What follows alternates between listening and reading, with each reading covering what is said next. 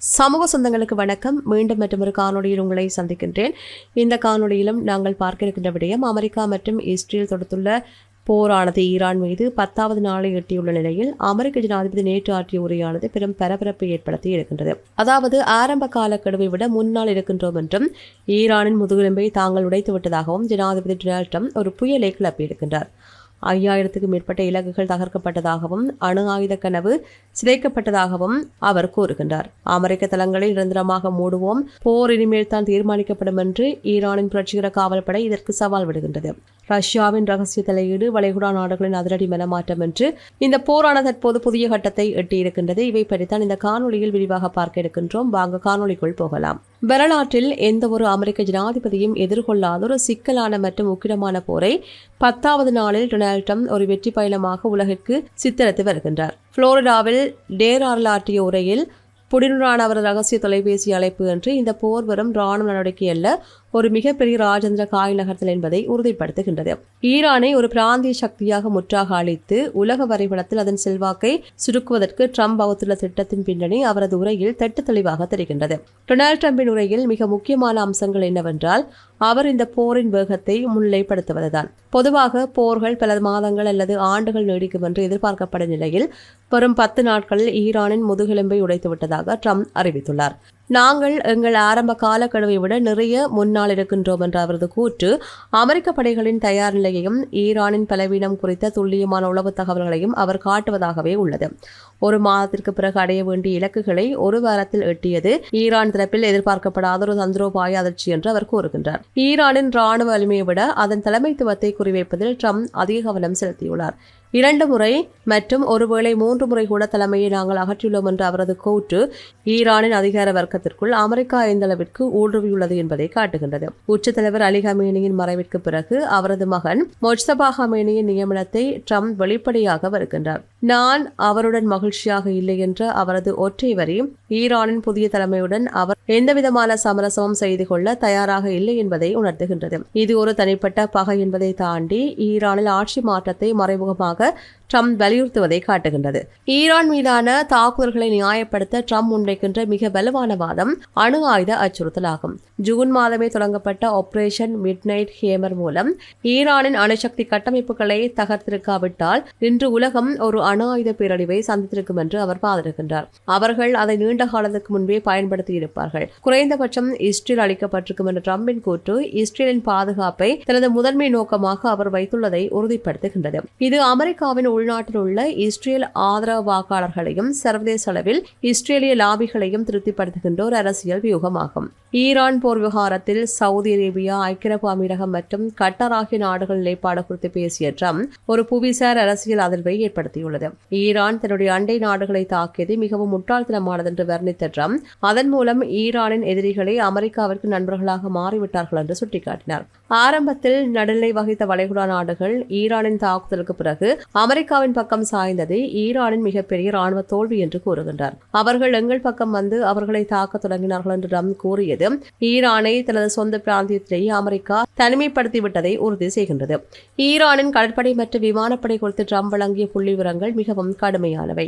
ஈரானின் பெரும்பாலான கடற்படை சக்தி மூழ்கடிக்கப்பட்டுள்ளதாகவும் அது கடலுக்கடியில் உள்ளது என்ற அவரது உரை பாரசீக வளைகுடாவில் ஈரானின் 47 ஆண்டுகால ஆதிக்கத்தை ஒரு வாரத்தில் அமெரிக்கா முடிவு கொண்டு வந்ததை காட்டுவதாகவே கூறப்படுகின்றது. மேலும் ஈரானின் ஏவுகணை திறன் 10% குறைந்துவிட்டதாக குறிப்பிடப்பட்டது. ஈரானால் இனி ஒரு பெரிய அளவிலான பதிலடி தாக்குதலை தொடுக்க முடியாது என்பதை இது காட்டுவதாக ட்ரம்ப் கூறுகின்றார்.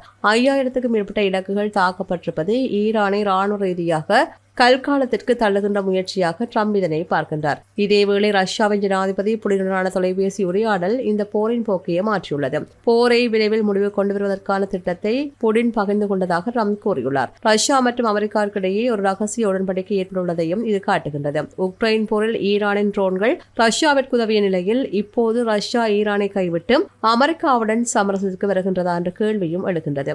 ஈரானுடனான போரை மிக விரைவில் முடிக்க முடியும் என்று ட்ரம்ப் நம்பிக்கை வெளியிட்டிருப்பது இருப்பது புவிசார் அரசியல் சதுரங்காட்டத்தின் பின்னணியில் தான் எழுந்திருக்கின்றமை குறிப்பிடத்தக்கது. குறிப்பாக போர் காரணமாக எண்ணெய் விலை உயர்ந்ததை ஒரு சிறிய தியாகம் என்று குறிப்பிட்ட ட்ரம்ப் இது அவரது பொருளாதார கொள்கையின் ஒரு பகுதி என்று தெரிவித்தார். ஹார்மோஸ் ஜலசந்தியை மீள கைப்பற்றுவது மற்றும் எண்ணெய் கப்பல்களை பாதுகாப்பது குறித்து அவருடைய திட்டமானது உலகளாவிய எரிசக்தி சந்தையை மீண்டும் அமெரிக்காவின் கட்டுப்பாட்டிற்குள் கொண்டுவரும் முயற்சியாகவே பார்க்கப்படுகின்றது. ஈரானின் அணு ஆயுத அச்சுறுத்தல் முடிந்தவுடன் விலை குறையும் என்ற அவரது வாக்குறுதி தற்காலிக பொருளாதார நெருக்கடியை தாங்கிக் கொள்ளுமாறு உலக நாடுகளுக்கு அவர் விடுத்த வேண்டுகோளாகும். ஈரான் மீதான போரை ஒரு சிறிய சுற்றுலா என ட்ரம்ப் வர்ணித்தது சர்வதேச அளவில் விவாதங்களை உருவாக்கியுள்ளது. இது ஈரானின் ராணுவ வலிமையை அவர் எந்த அளவிற்கு குறைவாக மதிப்பிடுகின்றார் என்பதையும் அமெரிக்காவின் மேலாதிக்கத்தையும் அவர் எந்த அளவுக்கு நம்புகின்றார் என்பதையும் காட்டுகின்றது. இருப்பினும் எதிரி முழுமையாக தீர்க்கமாகவும் தோற்கடிக்கப்படும் வரையில் தாக்குதல் தொடரும் என்று அவர் மீண்டும் வலியுறுத்தியது இந்த போரை அவர் ஒரு இறுதி தீர்வை நோக்கியே கொண்டு செல்கின்றார் என்பதையும் உறுதிப்படுத்தியுள்ளது. டொனால்ட் ட்ரம்பின் இந்த உரை அவர் வரும் ஒரு போரை மட்டும் நடத்தவில்லை, அவர் மத்திய கிழக்கின் வரைபடத்தை மாற்றி வருகின்றார் என்பதை காட்டுகின்றது. ஈரானின் ராணுவத்தை சிதைப்பது, அதன் அணு ஆயுத கனவை அளிப்பது, அண்டை நாடுகளை ஈரானுக்கு எதிராக திருப்புவது மற்றும் ரஷ்யாவை தனது திட்டத்திற்குள் இழுப்பது என்று ஒரு முழுமையான ராஜேந்திர வெற்றியை அவர் நோக்கி நகர்வதாகவே காட்டுகின்றது. இஸ்ரேலிய பிரதமர் நெதன்யாகுடன் இணைந்து அவர் எடுக்கப் போகும் பரஸ்பர முடிவு ஈரானை ஒரு மதவாத ஆட்சியிலிருந்து விடுவித்து ஒரு புதிய அதிகார சமநிலை உருவாக்கும் என்று அவர் நம்புகின்றார். போரில் 10வது நாளில் ட்ரம்ப் வெளியிட்ட இந்த உரை ஈரானின் இஸ்லாமிய குடியரசுக்கு விடுக்கப்பட்ட இறுதி எச்சரிக்கையாகும். இந்த போர் விரைவில் முடியும் என்றாலும் அதனால் ஏற்படுகின்ற அரசியல் அதிர்வுகள் பல தசாப்தங்களுக்கு நீடிக்கும் என்று எதிர்பார்க்கப்படுகின்றது. இதேவேளை ஈரான் தன்னுடைய பதிலையும் வழங்கியிருக்கின்றது. அமெரிக்கா மற்றும் இஸ்ரேலின் கூட்டு சதி திட்டங்களை ஈரானின் ராணுவ வலிமை முறியடித்துள்ளதாகவும் போரில் வரவிருக்கின்ற வாரங்கள் உலக அரசியலில் வரையறுக்கத்தக்க மாற்றங்களை ஏற்படுத்தும் என்று ஈரானிய இஸ்லாமிய புரட்சிகர காவல் படை தெரிவித்துள்ளது. ஃபார் செய்தி நிறுவனத்திற்கு அளித்த பேட்டியில் IRGCயின் கடற்படையின் அரசியல் துணைத் தலைவர் இது பற்றி கூறுகையில் ஈரானிய படைகளின் சக்தி வாய்ந்த மற்றும் துல்லியமான ஏவுகணை தாக்குதல்கள் அமெரிக்க ஜெனரல்கள் மற்றும் ஆய்வாளர்களை குழப்பமடைய செய்துள்ளதுடன் வாஷிங்டன் மற்றும் டெல்லவி தரப்பை அச்சமடைய வைத்துள்ளது. ஈரானிய மக்களின் பரவலான ஆதரவு புரட்சிகர சதக்கத்தின் எழுச்சியும் ஈரானின் பலத்தை நிரூபித்துள்ளது.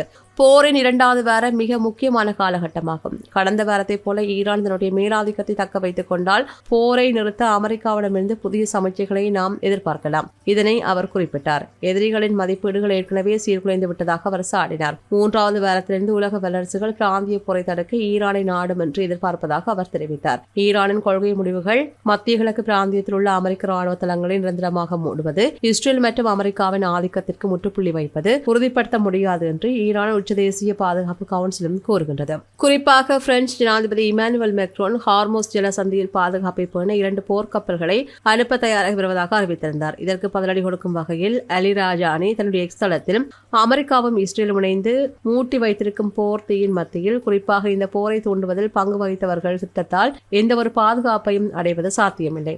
இதேவேளை மத்திய கிழக்கில் ஈரானின் ஏவுகணை மற்றும் ட்ரோன் தாக்குதல்கள் அதிகரித்து வரும் நிலையில் ஐக்கிய அரபு அமீரகத்தின் கோரிக்கையேற்று ஆஸ்திரேலியா ராணுவ உதவிகளை வழங்க முன்வந்துள்ளது. ஆஸ்திரேலிய பிரதமர் அந்தோனி அல்பானிஸ் நேற்று விடுத்த செய்தி குறிப்பில் பொதுமக்களையும் முக்கிய கட்டமைப்புகளையும் ஈரானின் தாக்குதல்களில் இருந்து பாதுகாக்க நடுத்தர தூர வான் ஏவுகணைகளை ஆஸ்திரேலியா வழங்க உள்ளது. வான்வழி பாதுகாப்பை உறுதிப்படுத்தவும் வரும் அச்சுறுத்தலை முன்கூட்டியே கண்டறியவும் வெட்செட்டைல் என்ற நவீன ராணுவ கண்காணிப்பு விமானம் வளைகுடா பிராந்தியத்திற்கு அனுப்பப்படும்.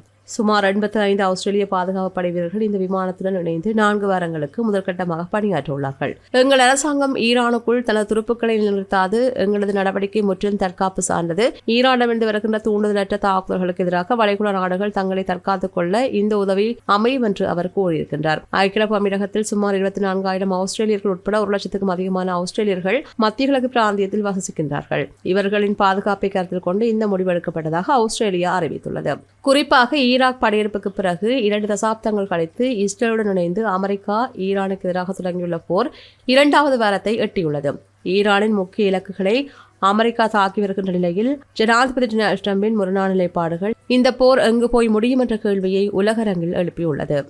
இது போன்ற பல செய்திகளை தெரிந்து கொள்ள நம்முடைய சமூக மீடியா யூடியூப் சேனலை சப்ஸ்கிரைப் செய்து அருகில் உள்ள பெல் பட்டனை கிளிக் செய்யுங்கள். மேலும் செய்திகளை உடனுக்குடன் தெரிந்து கொள்ள சமூகமீடியா.com என்ற இணையதளத்தின் வாயிலாக எங்களுடன் இணைந்திருங்கள்.